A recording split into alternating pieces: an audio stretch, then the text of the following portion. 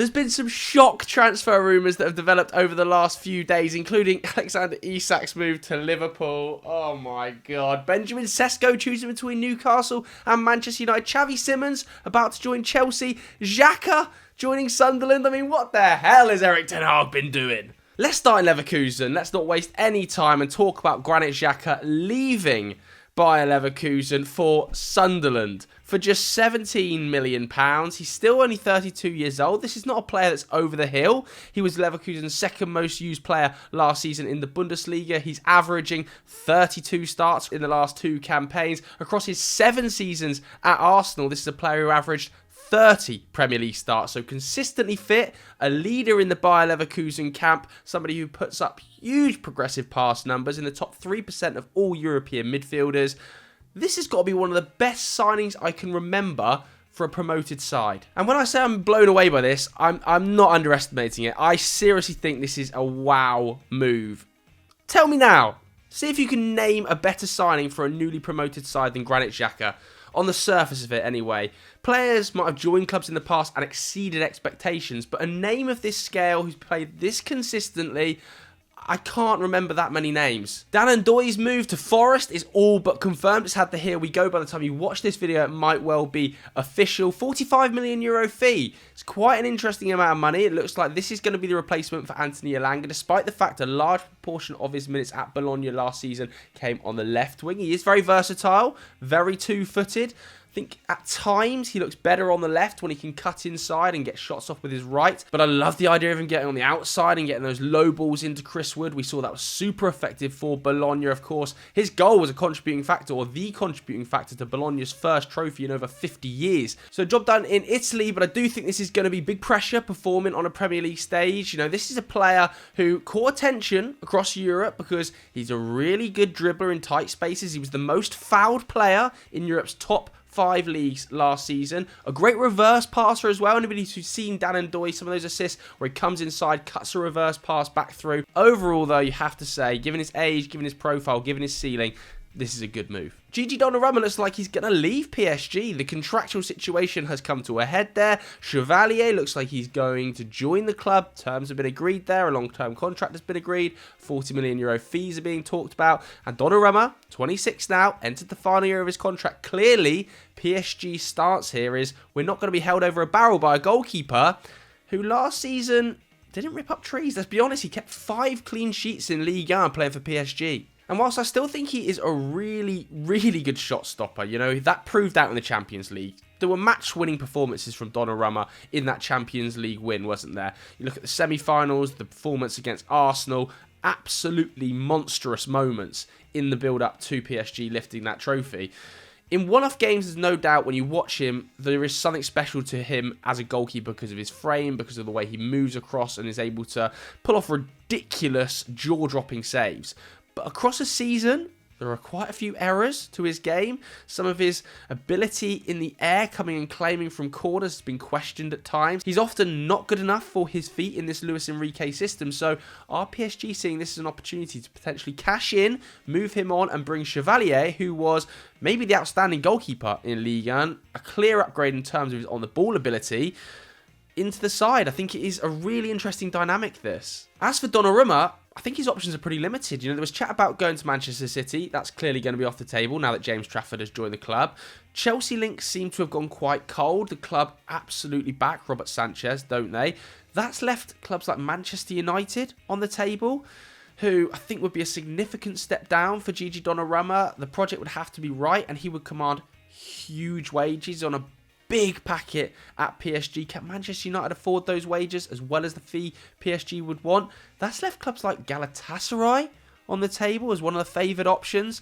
Overall, I think if we're talking Gigi Donnarumma to Galatasaray here, for me, as a career step for Donnarumma, that is a nope. I know they have been stacking out the side recently with the likes of Osimhen, with Leroy Sané joining the club. For Manchester United's perspective, or Galatasaray's perspective, you'd be like, wow, it's an upgrade on Onana. It'd certainly be a starter at Galatasaray. But I don't know, I've just got a lot of questions about this. You guys, let me know what you think is best for Donnarumma's career. Where is his next step? Where should he go? Ainsley Maitland-Niles could well be joining Everton, and I think this would actually be a pretty smart move. Now, Ainsley Maitland-Niles didn't have a load of luck in the Premier League, but last season he actually played consistent minutes in Ligue 1. Over 20 Ligue 1 starts, that was the most of any season in his professional career. 43 appearances across all competitions for the French side. I think it's interesting because we're going to talk about Malik Fofana as well, that Everton are clearly looking at Lyon as an opportunity. And if they go in for Malik Fofana and they're ending up coming away with Maitland-Niles, does this make this transfer look slightly different? But Everton need bodies. They've got 16 senior players available to them right now. Loads of players have left on contract exits. There's 4 senior midfielders at the club. You know, clearly Ainsley Maitland-Niles offers options at fullback and in midfield, which would be a support for David Moyes. He's not young anymore, so he's got experience from different leagues in the Premier League. I think this would be a totally okay move. I don't think it'd be ripping up any trees. I think the fee would have to be right, but for me, his versatility would be a positive addition to Everton. Let's talk West Ham. Fabio Vieira being linked to the club. Now, this would be an interesting addition to how Graham Potter wants to line up. We've seen him in pre-season playing this sort of 3-5-2 system with Fulkrug and Bowen up there and quite a flat midfield 3 against Manchester United. I think the starting midfield 3 was James Ward-Prowse, Souček and Guido Rodriguez. Not a lot of creativity in there. And the positive about Fabio Vieira arriving would be last season 8 goal involvements in 20 starts for Porto. He is much more creative than the names I previously mentioned. He's quite versatile. He could play in that midfield 3 or as one of the forwards. I still think there are questions over his physicality in the Premier League, and certainly that's one of the reasons it's not really worked at Arsenal. Also, you know, he's fighting for roles with Ødegaard, Saka, Ethan Nwaneri, now the arrival of Max Dowman. I don't see him having a future at Arsenal, and I'm pretty confident that he would want to get a fee if he's going to leave the club. Do I see that being to West Ham? I think this again would be okay. I think there'd be a lot of question marks, and there is a lot of question marks over West Ham's business. With the exit of Mo Kudus, is Fabio Vieira being asked to be the replacement? Obviously, Paqueta has beaten the betting allegations now, so he's going to play a more prominent role. But with Kudus' power and dribbling ability, carrying over distance ability, it's very different to how Fabio Vieira wants to play. Maybe that is what Potter wants, though, so I think it'd be okay. Whilst we're on West Ham, let's talk about Callum Wilson potentially arriving at the club. Clearly, West Ham are in the market for another striker. Fulkrug is still at the club. Last season was a real mess in that forward area, wasn't it? Fulkrug had that horrendous injury, and then he sort of spoke bad about the team, and it all felt a bit ugly, if we're honest. But he stayed. Fulkrug, he's still there. They paid a lot of money for him. He needs to perform next season, but he also needs support. He's not very young. Is that support Callum Wilson, though? He's 33 years old now. No goals last season, 9 the season before that, 18 the season before that. So if you were to look at it and plot it on a graph, you would see quite a sharp decline there. Physically, he has struggled. He's had a lot of injuries over the last 18 months. And really, he's been playing backup to Alexander Isak. I think it is interesting to see West Ham going for the free transfer market. Does that mean they've got a limited budget or looking to spend that budget elsewhere? None of West Ham's last 10 free transfer forwards have contributed over 6 goals for the club. I think that is a worry. I think West Ham fans would be looking at Callum Wilson and looking at his injury record and being slightly concerned. I think, again, this would be an okay, but if you're a West Ham fan, let me know what you think about some of the business that's going on there right now, because I personally think there are some major question marks about the recruitment. The one real positive you would say about Wilson, if you're a West Ham fan, by the way, he scored 12 times in 16 games against you. So at least he wouldn't be scoring against you anymore if he's at the club. Reece Nelson in talks to rejoin Fulham. Of course, he was on loan at Fulham last season, but he picked up that terrible hamstring injury, meant he missed the second half of the campaign. He's impressed in pre-season for Arsenal. Not for the first time. It feels like every pre-season you see Reece Nelson and the best of him. There is still a really good player in there, and I think Arsenal fans would admit that. But there is also a resignation that the injury problems have kind of caught up with him. I think this will be okay for Fulham, but with Tom Cairney re-signing that contract, Harry Wilson still there, Emile Smith-Rowe available to play that sort of role. Alex Iwobi can also play in there. I'm interested to see where he plays. Adama Traore, though, is being heavily linked with a move to Forest. So if he was to exit, does that open the door for a player like Reece Nelson to get more minutes? Because I think wherever Nelson goes, he needs to start consistently. We'll jump ahead of doing Malik Fofana to Everton and quickly touch on Kieran Dewsbury-Hall as well, because he's being linked to Fulham. Now, a bit like Reece Nelson, I don't see how both of these players can live in the same ecosystem when they've got a number of players that can also play that role. Do we see Kieran Dewsbury-Hall playing a little bit deeper, maybe as part of a double pivot, where Sasa Lukic, Sander Berg, you've also got Andreas Pereira operating last season? I think that would be a positive, but I'm seeing £30 million fees being quoted here. Now, last season he made 30 appearances across all competitions, but 12 of them were starts. 6 of those came in the Europa Conference League, so he was very much a squad player at Chelsea. And I think with the arrival or pending arrival of Xavi Simons, who we're going to talk about, the return of Andre Santos as well in that midfield dynamic, I really struggle to see where the minutes come from, especially now that Chelsea are a Champions League side. They're going to want to compete for trophies on multiple occasions. He's a squad player, a superb professional, and was brilliant for that Leicester side, so he would definitely add something to Fulham. I don't see them signing him and Nelson though, and I think this will come down to who's going to put up the best offer. Is it more achievable to sign Nelson than Kieran Dewsbury-Hall if he's being valued at £30 million? Probably. Talking of £30 million, Everton had 30 mil rejected for Malik Fofana this week. Now, we spoke about Ainsley Maitland-Niles at Lyon being an option for the club. Malik Fofana clearly would be a statement signing. If this deal happens, I'm putting it straight in the wow. This is a player who's been linked with the likes of Chelsea, Arsenal, Bayern Munich in the last 2 months. He's putting up record numbers of progressive carries for a young winger. And that would be vital to Everton because they don't carry the ball enough. They don't have enough players who want to get on the ball and beat their man. Elliott Ndoye, I think it's exceptional at it. He put up 82 progressive carries last season in the Premier League. And that came in nearly 30 starts. So behind him, you look at the other options. Jack Harrison was second in there. Obviously, he's no longer at the club. That loan has finished. Third was Abdoulaye Doucouré, who put up just over 40 progressive carries. Malik Fofana, in half the minutes of Elliott Ndoye, put up 112 progressive carries for Lyon. This is a player who in 1v1 situations in space is going to demolish you. He is going to brutalise you. Lyon want a reported 35 million, 40 million for him. If Everton have the cash, this would be one of the signings of the summer. If they got Tieno Barry and Malik Fofana in the same window, David Moyes would have to be rubbing his hands with glee. Seriously, this would be blockbuster.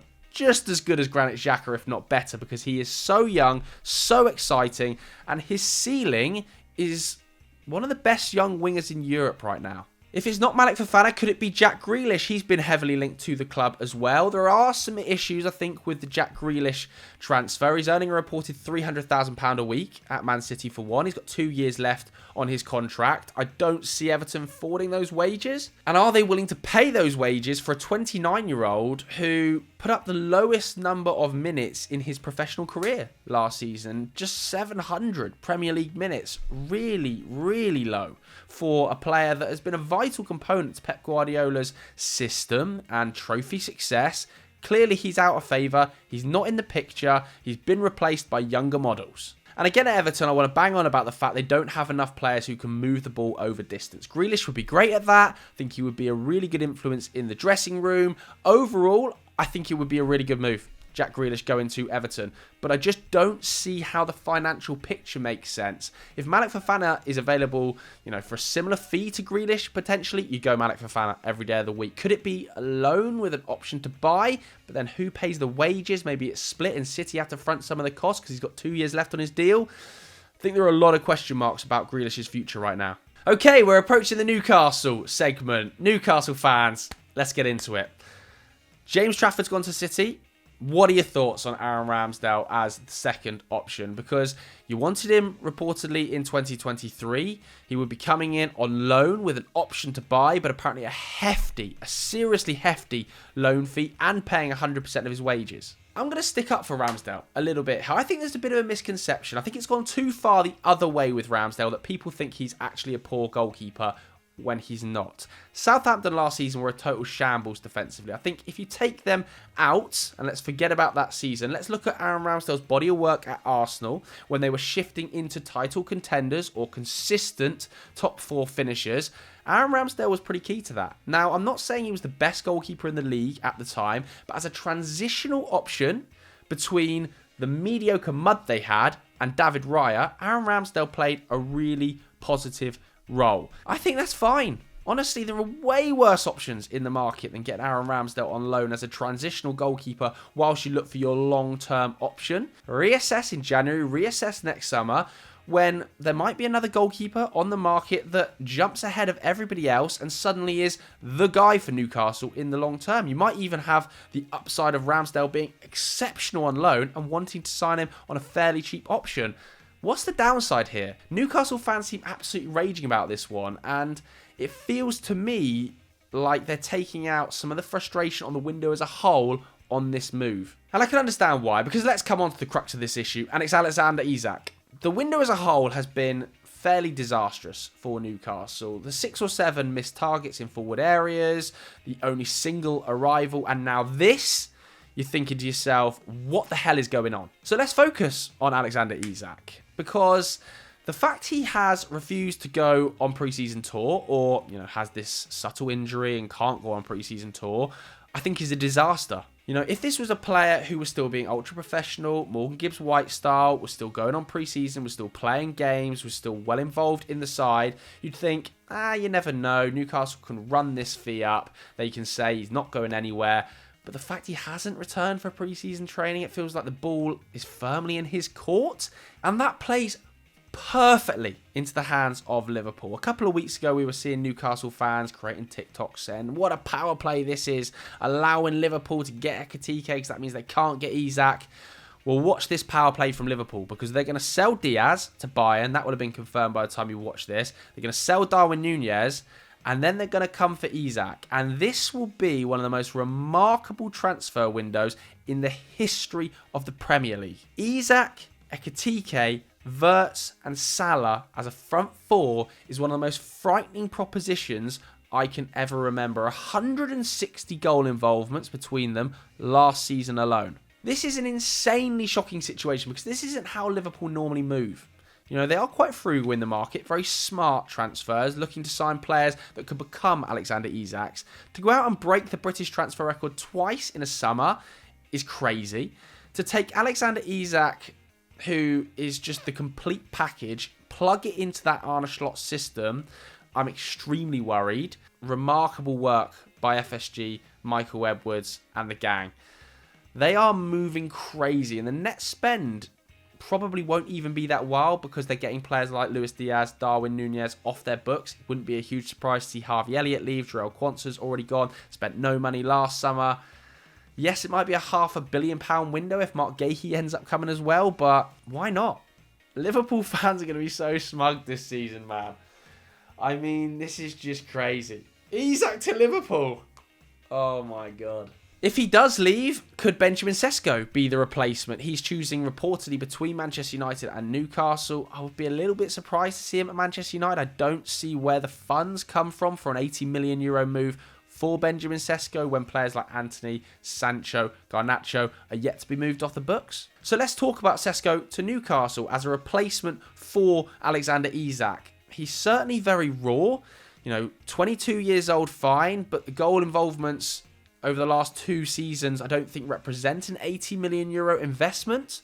He is an amazing ball striker, and physically he certainly has the capability to become a superstar, but you look at his goal tallies over the last 2 seasons, 13 last campaign, 14 the season before, but 7 of those came in his final 7 games, so inconsistency across the last 2 campaigns has been a clear factor in Sesko's football. I think for Manchester United you'd have this unrealistic. For Newcastle, I would have it in good move, because it would be a statement of intent at least. To go and drop €80 million on one of the most highly coveted young strikers in Europe would have people reeling. But I do still think it would have real risk to it, real pressure behind it. Alexander Isak's game is extremely well-rounded. To replace Alexander Isak with Benjamin Sesko, who's far more raw, whilst also missing out on 6 or 7 forward targets, still for me overall would be a negative window. The other name Manchester United is still looking at is Ollie Watkins. Now, Aston Villa wanted £60 million in January. Man United want to pay around £45 million. Could they meet in the middle? I think this one is far more realistic, and I still think this would be a good move. I've seen people bemoaning his age. He's 29, he turns 30 during the season. Are we suddenly acting like 30-year-olds are write-offs? Yes, the investment probably wouldn't mean Manchester United have much sell-on value for Ollie Watkins, but let's also look at Ollie Watkins' fitness record. Extremely consistent performer, the most Premier League appearances of his career so far, 38 games last season. He probably would have started nearly all 38 if it wasn't for Marcus Rashford's arrival at the end of the window. He has averaged 34 league starts for the last 8 seasons in a row, so he plays consistently. He's very rarely injured. And what he provides in the number 9 role is almost exactly what Amorim wants. A player who can run the channels, but also get involved in link-up. He scored double figures of goals every single professional season to 2015 when he was at Exeter City. Across the last 4 campaigns, he's gone 24 goal involvements, 32 goal involvements, 21 goal involvements, 19 goal involvements. This would massively elevate Manchester United's forward line. To think that they could potentially sign a Burmo, Cunha and Watkins in one window is crazy. It would also allow Rasmus Højlund a bit of time out of the spotlight to rotate in and out with Watkins. It would provide a great model for a player like Chido Obi-Martin to look at his work rate off the ball, how he holds the ball up. What's the drawback to Ollie Watkins? What the sell-on value for Manchester United? Come on. Ollie Watkins would be a great option. Nottingham Forest have had a £25 million bid rejected for James McAtee. Again, I think this would be a good move. Man City reportedly want over £40 million, which I think is straying into the overpriced. Forest took Elliot Anderson last season off of Newcastle, and it proved to be an excellent bit of business. They developed him massively by giving him more minutes. James McAtee didn't get enough minutes. Nowhere near enough minutes at Manchester City. The fact he was left out of the FA Cup final squad I thought was a disrespect. I think the idea of him going to Forest, now that Morgan Gibbs-White has signed a new contract and rotating in and out of that midfield 3 come forward 3, is a real positive. If they can get this deal done for about £30 million, I think his ceiling will prove that to be value over the next 6 months. Antony could potentially go to Saudi Arabia. Okay. Manchester United just need to get some cash for this bomb squad, The bargaining position they've put themselves in by not taking these players on tour, I think, is questionable. And if moves don't start to happen quickly for an Antony, for a Sancho, who we're going to talk about, for Garnacho, I think it could well be looked upon as a mistake. With Tottenham missing out on Morgan Gibbs-White, there is reported interest in Harvey Elliot, who I love. Anybody who's watched this channel before knows I think he is a fantastic player. I'm not sure where he fits at Liverpool with the signing of Florian Wirtz, with Mo Salah's position, how Arne Slot wants to use that attacking midfield role, with also Dominic Szoboszlai in there. I don't really see where the minutes come from because I don't believe he is a true right winger. But at Tottenham, clearly they need a number 10, or are looking for a number 10. Whether or not you agree with that remains to be seen. But with Morgan Gibbs-White wanted at the club, it speaks volumes. And I think Harvey Elliott's ability to play as a right winger and an attacking midfielder would add a great string to their bow. Kudus, Maddison, Harvey Elliott being creative, as well as Dejan Kulusevski. The question people will have is, how is he different to a player like Dejan Kulusevski, who can also offer an option on the right, left-footed, attacking midfielder, very creative, sort of effervescent on the ball? Well, the answer is he's much younger. I think he fits with Tottenham's strategy of signing young players with huge ceilings, huge upside. I think Harvey Elliott would be a really good move to Spurs. I think it is sort of a similar level to Morgan Gibbs-White in terms of potential transfer, given that he would be a lot cheaper. Jarell Hato is almost done to Chelsea, £40 million. That's cheap. I honestly think that's cheap. Ajax reportedly wanted 60 million. That has been shuttled down to 40. The idea of not having a backup to Cucurella would have been a worry for me going into this season. I think Cucurella has been one of the outstanding left-backs in European football over the last 12 months. Jarell Hato, his numbers, he profiles in a defensive dual sense, very similar to Jurrien Timber. I think his athleticism and physicality will translate really well to the Premier League, but he's excellent on the ball as well. 40-odd appearances last season at Ajax came at left-back. But he can also go for cover at centre-back. He has that Levi Colwill build that can play as a full-back, as a centre-back. He's a hybrid-style defender. And it doesn't stop there, does it? Xavi Simons is obviously going to be a good move. This could almost be a wow. If the reported fee is £45 million, it's a wow. Honestly, Chelsea's business is just starting to piss me off. It's so good. Xavi Simons, have people just forgotten and started sleeping on his talent level? The ceiling is so high. Across the last 3 campaigns, 33 goal involvements, 25 goal involvements, 19 goal involvements. The thought process around no other European club other than Chelsea going in for Xavi Simons is really surprising to me. I think he would be a great option for Arsenal, who are looking for an Eberechi Eze sort of style player, a hybrid left-winger attacking midfielder who can drive with the ball, can score from range, and is just super techie in tight spaces. That's Xavi Simons. This is value, it's quality, and it's another example of Chelsea's squad building being positive. The last name we're going to talk about is Jadon Sancho, reportedly potentially returning to Borussia Dortmund. I think this would be okay. You know, he averaged 26 goal involvements in those 3 seasons he was at Borussia Dortmund. Scary stuff, man. If Dortmund can pay 15 million quid to get him back and somehow convince him to take a lower wage to return to Germany, this would be pretty positive. Even in that short 6-month loan deal, he looked very happy there. He seems much more settled in Dortmund. Overall, very little downside. I just have question marks as to whether he would agree to lessen the wage. You know, that's the reason he didn't end up at Chelsea. Does he agree to do that at Dortmund? Okay, so those were some of the biggest and most shocking transfers of the week. Let me know what your thoughts about it. If you enjoyed this video, hit the like button, hit subscribe. I'll see you later. Bye-bye.